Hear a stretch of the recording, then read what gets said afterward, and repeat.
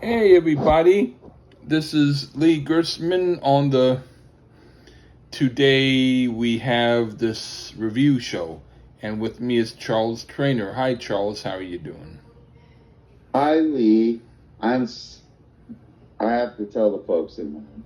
Well, first of all, to our fan who commented on one of those episodes, I don't know which one, who was concerned about my alcohol intake, eat a dip. And on this one here, this is the second attempt. I mean, let's be honest. It was better the other intro, but that's okay. We're here today Yeah. doing an artist that Lee pointed out to moi, Yeah. and I'll let you say who it is, and we'll go from there. Yeah, it's Rod Taylor. Rod Taylor. I know nothing about him, so no long soliloquy about what he does or did or anything like that. That's Does that good. sound good to you, Lee? Yeah, especially since All right. all I'm going to say is that I looked for the album. And then when I That's found it. it, that was good. You know, I Well, I do wanted to think find it and I found it. you found it, and I do think there could be a little more to the story, but we Oh, may there, or may there, not get yeah, into yeah, it. We but don't have not that time I for want to that. talk about it. No. Exactly. We don't have time for that. We are in the let's get this fucker done Yeah. review on Rod Taylor, and I would Okay. love to take the first song on this one if Okay. possible. What do you think of the first song called "Ought to Know"? Ought to know. I mean, I guess he covered Alanis Morissette back then. No, obviously he did not. Yeah. Yeah, interestingly enough, what's really interesting about this track is the good folks, well, the album, actually. The good folks, and this is on Apple Music, folks, the good folks there said this artist is reggae. And I was like, oh, wow, this is interesting. And when I heard the song, because, I mean, we haven't done reggae on the Lee Gersman show. The closest we ever came was some of the tracks on one of the greatest albums of all time, London Calling, The Clash. But when I heard this song, I was waiting for that reggae moment. And it never came. So if you're a fan of the reggae artist Rod Taylor, this isn't him. There is a reggae artist named Rod Taylor. So Apple Music, step up your game. This is a different Rod Taylor. And you'll know when you hear the song. What we get is a mellow piano song, which is actually fairly lovely. It seems along the lines of folk rock of its day. Is a decent mellow song, and it sure as fuck ain't reggae. Go ahead, Lee. All right, but this is like a song by Jackson Brown with a pulse and a singer who's better at singing. It's an okay song. It would work as background music while I visited relatives who lived on top of a snowy mountain in their log cabin condo. All right. As long as they don't tie your legs to a board and hit it with a sledgehammer, and on top of that, I agree. Jackson Brown, you suck. Yeah. All right, next song, Lee. Yeah. And the people you just described probably listen to Jackson Brown anyway. Anyway, the next song is Don't go up that mountain then. Yeah. Crossroads. Okay. This sounds a little bit like if all right, Crossroads of the World. Okay, I keep my drunken state doesn't know. Okay, all right.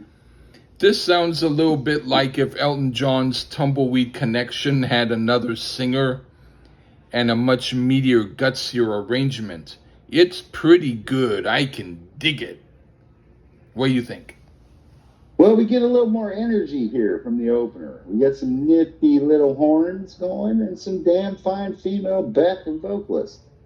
So, I mean, compared to the opener, this is a bit more of a throw the kitchen sink here and let's see what sticks to the wall versus that opener.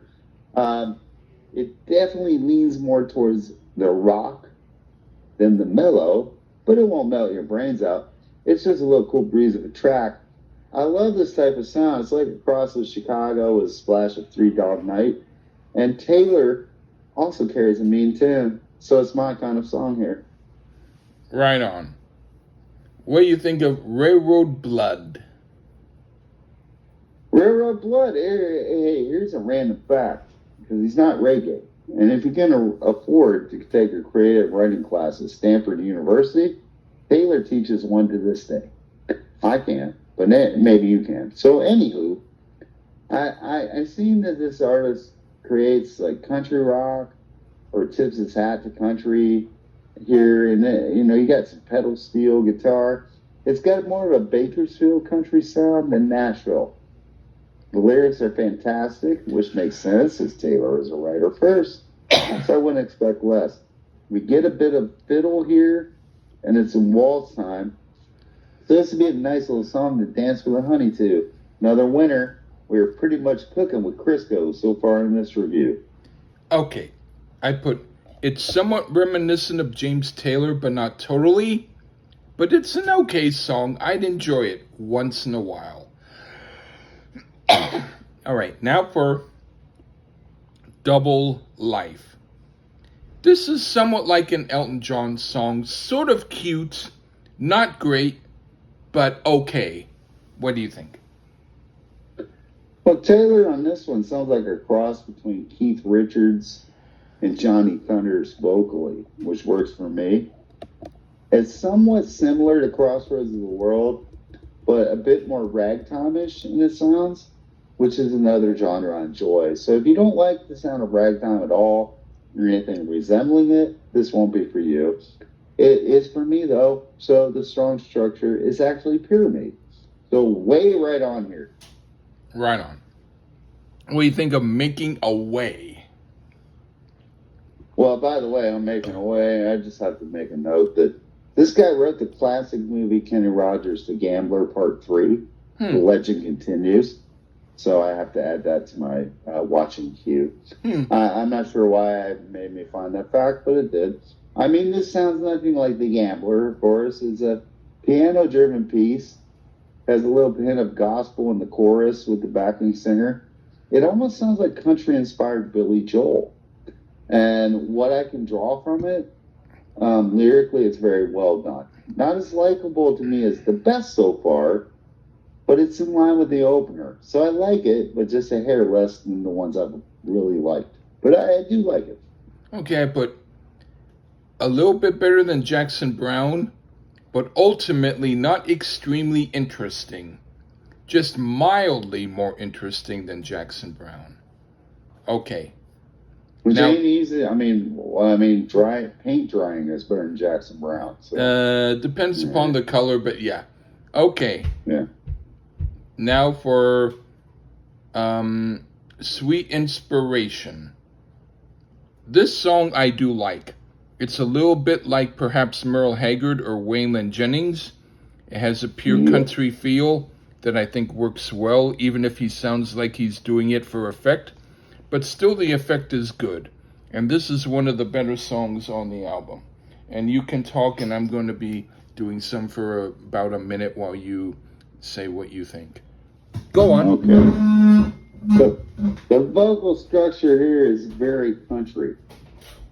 And the delivery parts here. And this also sounds more like the Bakersfield country. So the Waylon Jennings, Merle Haggard, spot on there. In particular, the guitar works. And that's definitely a Fender Telecaster being put at its best.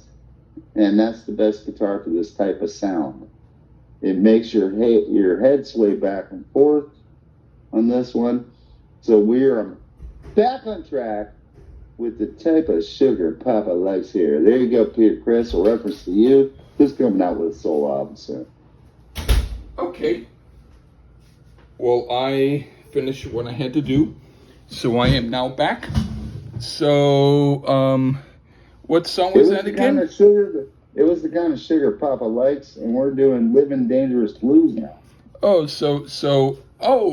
okay, yeah. So I already did the other one. Okay. What do you think of Living Dangerous Blues? Pretty sure I heard a Watergate reference in the lyrics, or maybe I misheard it, but I don't think so. I'm pretty sure it was there, and it was relevant at the time. The album was out in 73. Piano work on this is excellent. There's some really cool use of violin on the track. It's wailing. on points of this track with some other worldly noises here. This song actually rocks, unlike people that tell people not to drink. Go ahead, Lee. All right. This is another of the better songs on the album. I like the feel and vibe of it. It reminds me of Rick Denko's solo album. It's very well done. Okay, now Rick Denko is he like Rick Derringer? Rick Derringer? No, not at all. He's not Derringer. Rick Derris. I have no idea who that is. Who is Derris? It doesn't. It's a movie reference. For all right, I have no idea. All I know is that he's Rick Denko. He's the album that we need to do soon, because you will like it. Anyway, the next song is Something Old. This sounds like a song that could have been done by the band, except that it's about at least 4 times better than their material. I like it. It has a vibe to it that works, and I dig it. What do you think? One thing at this point in the album, we're getting a formula. It's like a mellow one, then a rocking one, then another mellow one. And it works fine here. And because Something Old is piano driven, kind of mellow. And I think I'm finding an artist that I'm glad to have heard you. Everything works. The vocals, great lyrics, piano's fantastic. This is the kind of music that is tomato soup for my soul. Yes, I prefer tomato. So what? This is like a great cup of tomato soup for me, Lee. I don't know if you're a big fan of tomato soup or not, but for me, I like it. So I'm glad this isn't something old for me. I will make it sometimes on purpose because I enjoy it. Okay. Right on. Yeah. What do you think of Man Who Made It Fall? Well, right on time. We get a bit of up-tempo again, and this one has a similar beat to bebop music, and the guitars are excellent here. One thing I'm not so wild about, though, I finally found something I can criticize, was the drumming. It's brushes, and I don't think it works in this song. For me, it's a style choice that I wouldn't have made. But it's still pretty decent. It is one of the lesser interesting of the more rocking tunes, but it's better than Nantucket. So, there you go. All right. This is okay. Maybe not one of the best songs on the album, but good enough.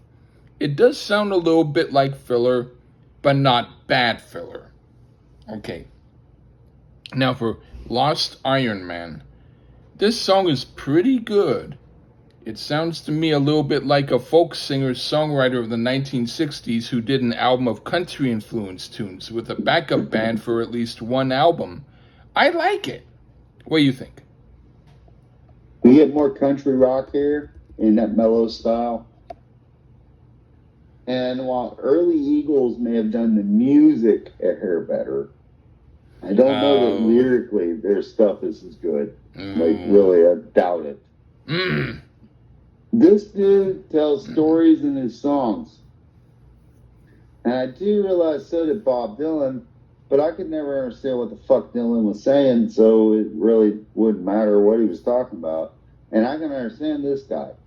And so far, I am just floored how good this album has been thus far, and this song is no exception. And please let me off the hook about the Eagles musically. Yeah, right. I actually have thought about it, and this guy's about as good. Okay. That's good. That works for me. Even though I would Dual and Dalton prefer not. Well, okay. Okay, in some cases they're better. Anyway, what do you think of the song? What do you think of the song For Me? Well, the formula of slow fast is broken here in this record. This is, in essence, country blues, which you could actually debate that over and over again. Which was first, country or blues? They really kind of share from each other. But either way, this is structure here. The steel guitars abound. on this, and I love that. This is such a good song. For me, it's rules, and it may not to others, but for me, this is fantastic. And I have been so glad to be introduced to it at this point. Another fantastic song here. Everything about it's great. Go ahead, Lee. Okay, this is a good song too. It fits the time and the type of music that was done at the time. I would have said this sounds like it could have been on a singer-songwriter from the early 1970s on Asylum Records, but that's exactly what it is. So it's not like it, it is it. I dig it. Okay, Yeah. now for the last song. Okay, I like it. It's one of the better songs on the album. It sounds a little bit like Jackson Browne got together with the band and they got their game together to make one good song together. It's a nice listen. What do you think? Maybe if Jackson Browne wasn't involved, but yeah. Oh, yeah. But we go out with a song that seems way appropriate. It's almost like this album, if you really listen to it, it's not live, obviously, it's an album, but it really does feel like the end of a live set. And it's mid-tempo, and it's as good as all the goods here. This is one of the best albums I've heard in a long time, and I'm thankful to the incomparable Lee Gersman for turning me on to this one. In fact, it's excellent, and I would advise people to check this one out and stop judging people for having a beer. Right on. All okay. Right. So thank you all. And yes, please listen to Rod Taylor. Okay, thank you everybody. Not the reggae guy. Yeah, if you know what this guy looks like, you'll know you'll know the difference between one guy and the other. And there's a couple of other people named Rod Taylor, like sports announcers and whatnot. So you have to kind of dig a little bit.